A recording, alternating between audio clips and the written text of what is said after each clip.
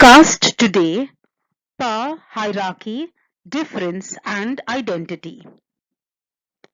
Even after centuries of exploitation, decades of independence and robust constitutional safeguards, Indian society even today is characterized by hegemonic caste dominance in almost every aspect of social life.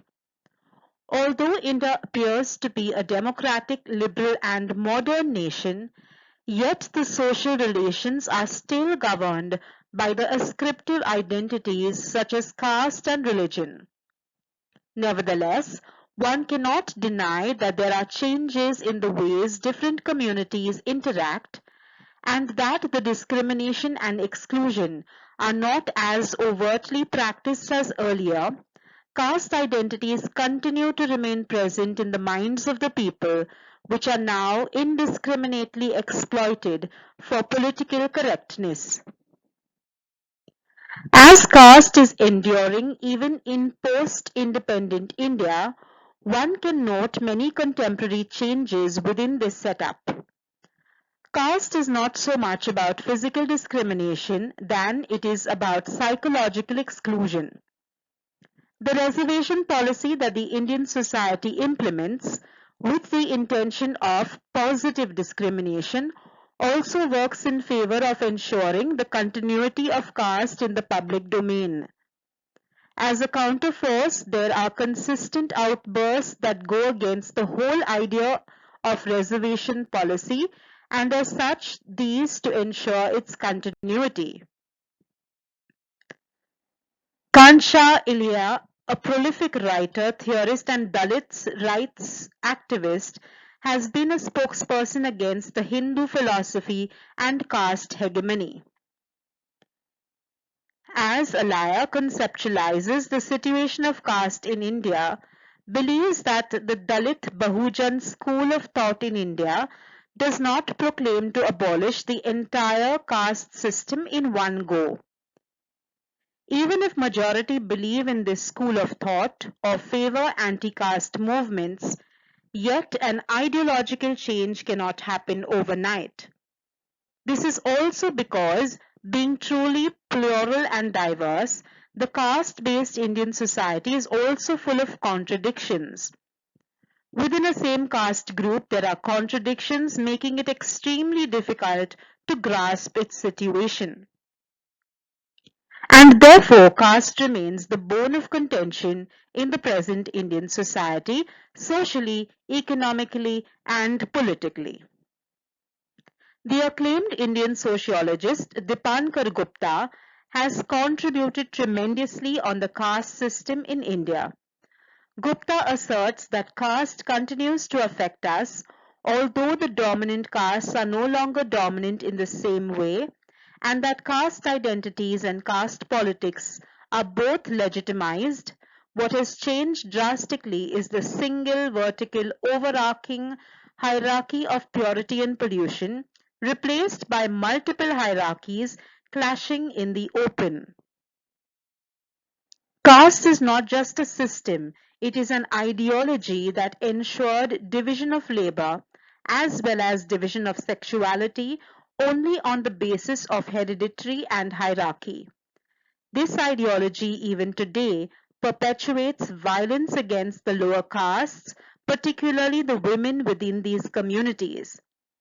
However, despite all these roadblocks, the marginalized today have more or less come together, organized to form socio-political organizations, and asserted their identities and rights.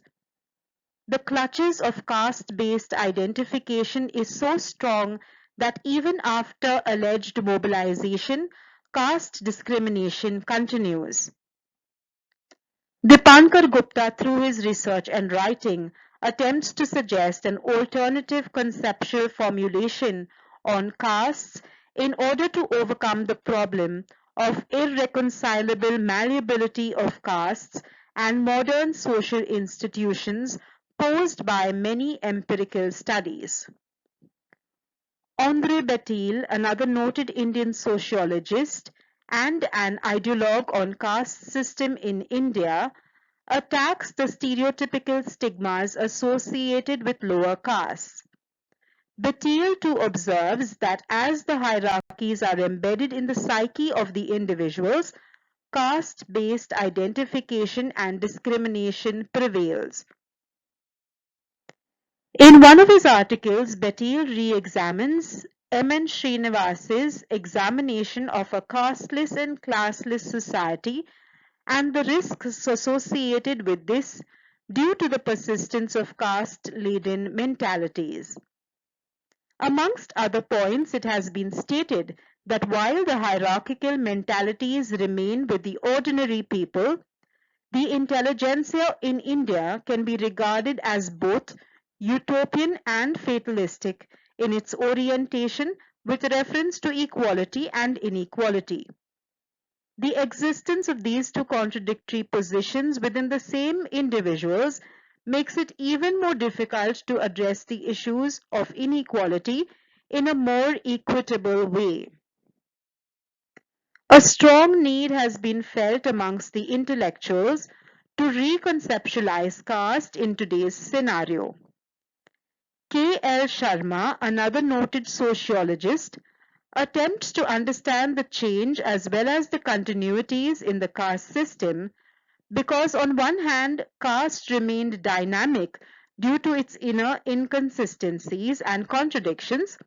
On the other hand, it continues to remain due to its strong interaction with the economy, culture, and polity. Far from being only a social institution, caste today has acquired a political character as it keeps people socially as well as politically engaged. Within the purview of political engagement, the role played by the reservation policy remains significant. By way of giving a personal account of what it really means to have access to education only due to reservations, Kancha Ilaya highlights the long-term impact of such provisions at the individual as well as societal levels. Ilaya also asserts the need to understand that the reservation policy and nation building are not antagonistic in the context of upper castes' intolerance towards sharing of government educational facilities with the historically oppressed communities.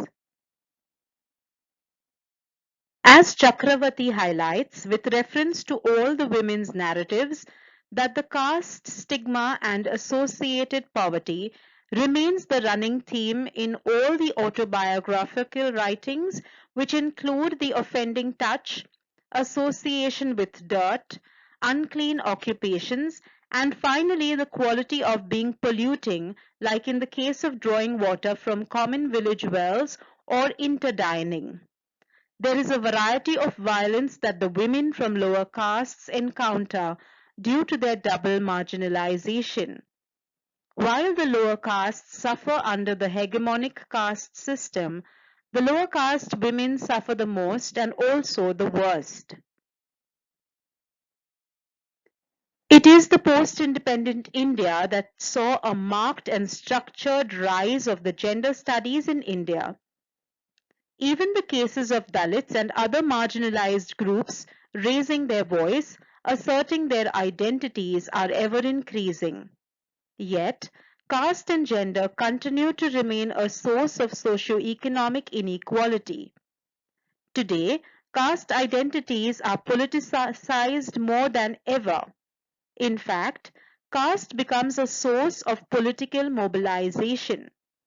The intermingling of caste and gender as well as caste and politics has been more harmful than the mere institution of caste itself.